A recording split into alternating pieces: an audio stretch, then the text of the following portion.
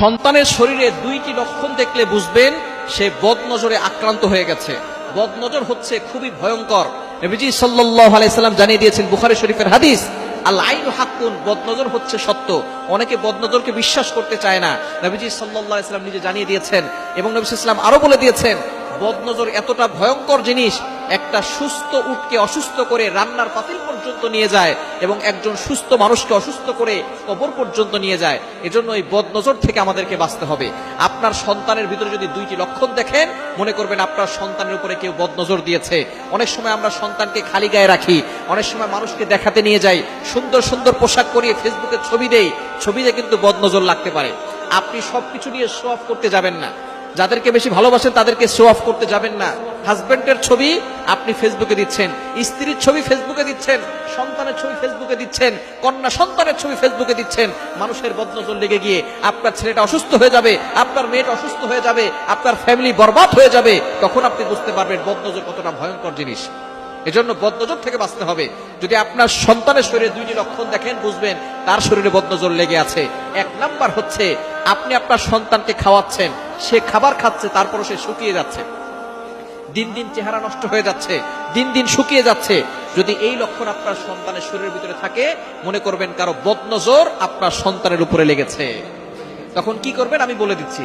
দ্বিতীয় নাম্বার হচ্ছে, যদি আপনি দেখেন যে আপনার সন্তান রাতের বেলা হঠাৎ করে কান্না করতেছে, জোরে আওয়াজ করে কান্না করতেছে, দিনের বেলা যে কোনো সময় কান্না করে, রাতের বেলা ঘুমানোর মাঝখানে কান্না করে উঠতেছে, এটা যদি দেখেন এই দুইটি লক্ষণ, শুকিয়ে যাচ্ছে, দিন দিন খাবার খাচ্ছে অথবা খাবারও খাচ্ছে না, দিন দিন শুকিয়ে যাচ্ছে, দ্বিতীয় নাম্বার হঠাৎ করে কান্না করতেছে, এই দুইটি লক্ষণ দেখলে বুঝবেন আপনার সন্তানের শরীরে কেউ বদনজর দিয়েছে।